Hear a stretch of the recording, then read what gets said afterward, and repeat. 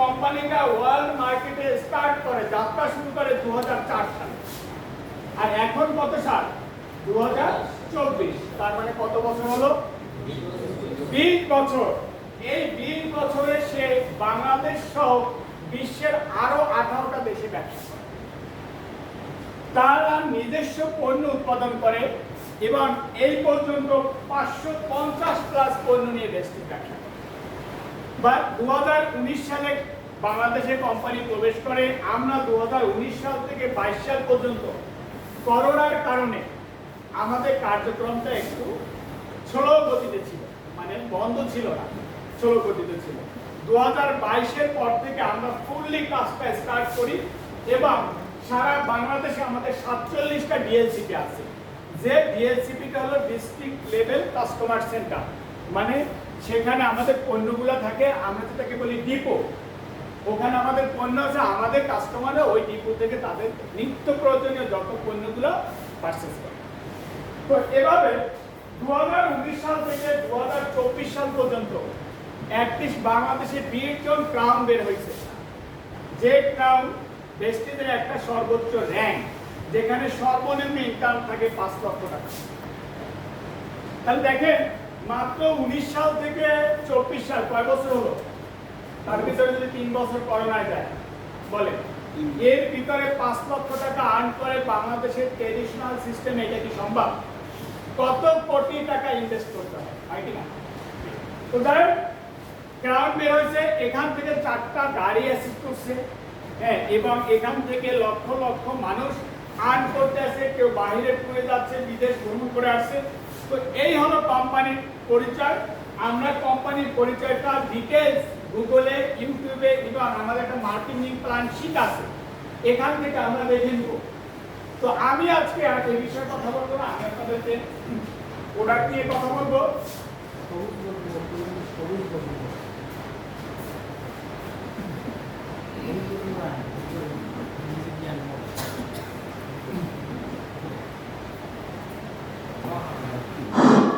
Hello hello, আগে শুরু করেন।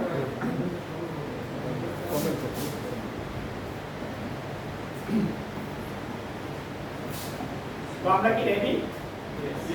সবাই রেডি? আমরা প্রথমেই বলছি যে আপনারা মোবাইলটা একটু সাইলেন্ট করেন। দেখেন, আমি বিশ্বাস করি আপনারা যদি আজকের এই প্রোগ্রামটা মনোযোগ সহকারে নিতে পারেন, তাহলে আপনার লাইফে কখনো ডাক্তারের কাছে আর যাওয়া লাগবে না। আজকে থেকেই আপনার ডাক্তার কি হবে? রিলেট হয়ে যাবে। এবং এই প্রোগ্রাম থেকে আপনারা বুঝতে পারবেন যে ডাক্তার আসলে আমাদের কি কাজ করে, আসলে আমাদের ডাক্তার দরকার কি না, বুঝতে পারবেন? তো চলুন, আমরা স্ক্রিনে একটা লেখা দেখতে পাচ্ছি, life cell therapy. Life cell therapy, cell health management with natural way. Life cell therapy. Cell কি? সেল ইংরেজিতে বলা হয় সেল, আর বাংলাতে বলা হয় কোষ। তাহলে সেলকে লাইফ মানে জীবন্ত রাখার মাধ্যমে আমাদের আজকে এই যে ট্রেনিংটা, এটা কোনো এলোপ্যাথি ট্রেনিং নয়। এলোপ্যাথি ট্রিটমেন্টে দেখবেন আপনারা ঔষধের উপর নিয়ে কথা বলে কিনা, সেখানে এমবিবিএস ডাক্তাররা থাকে, কোন ঔষধ কোন রোগের জন্য লাগে সেটা নিয়ে আলোচনা করে। হোমিওপ্যাথি ডাক্তাররা দেখবেন যে হোমিও বিষয় নিয়ে আলোচনা করে কিনা। এবং আমাদের দেহটা যেহেতু কোষ দিয়ে তৈরি, তাহলে এই কোষটাকে সারা জীবন জীবান্ত রাখার মাধ্যমে, জীবান্ত রাখার মাধ্যমে কিভাবে আমি আর আপনি সুস্থ থাকতে পারি, আজকের প্রোগ্রামটা। তাহলে আমরা এখানে স্ক্রিনে দেখতে পাচ্ছি life cell therapy. Life cell therapy, cell health management with natural cell. আমরা যদি বলি সেল, সেলের ডেফিনেশনটা হলো এরকম: cell is the structural and functional unit of the body. আমার দেহে যাবতীয় যত কার্যক্রম পরিচালনা হচ্ছে তা কি করতেছে? সেল, কোষ। বাংলায় বলা হয় কোষ, ইংরেজিতে বলা হয় সেল। আচ্ছা দেখেন, আমার ক্ষুধা লাগে না?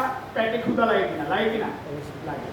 ক্ষুধা লাগার জন্য আমাদের স্টোমাকের যে সেলগুলো আছে, সে স্টোমাকে বারবার সেলগুলো সিগন্যাল দেয় স্টোমাককে যে আমার এখন খাবার লাগবে।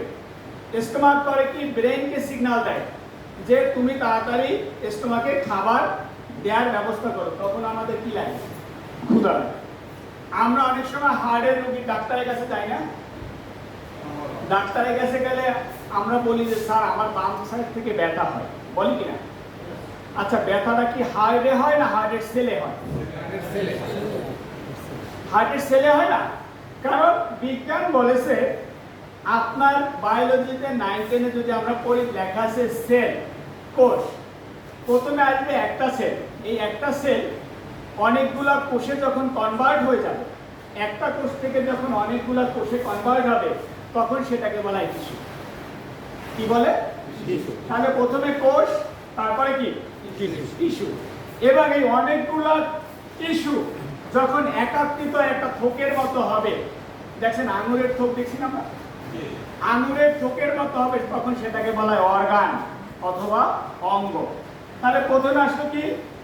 কোষ, তারপর টিস্যু, তারপর কি? অর্গান। যেমন আমাদের দেহের 12টা অর্গান নেই। কয়টা অর্গান? একটা অর্গান হলো হার্ট, যে কি করে রক্ত সারা শরীরে ছড়াই দেয়, আবার সেখান থেকে টেনে লাঙে নিয়ে আসে, অক্সিজেন সমৃদ্ধ করে আবার রক্তে ছাড়িয়ে দেয়, শরীরে ছেড়ে দেয়। এটা কার কাজ? হার্টের কাজ।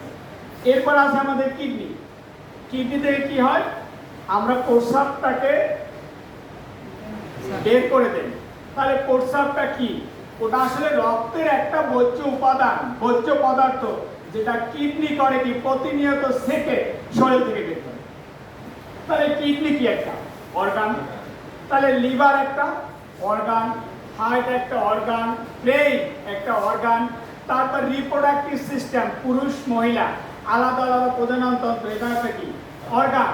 ফুসফুস, লাং, এটা কি? অর্গান। তাহলে প্রথমে আসে কি? কোষ, তারপর আসে টিস্যু, তারপর আসে কি? আচ্ছা, আপনার হার্টের সমস্যা দেখা দিচ্ছে, কার কাছে যান? হার্টের ডাক্তারের কাছে, হার্ট স্পেশালিস্ট, তাই না? আচ্ছা, হার্টের ডাক্তার কোথায় ট্রিটমেন্ট দেয়? হার্টে না কোষে?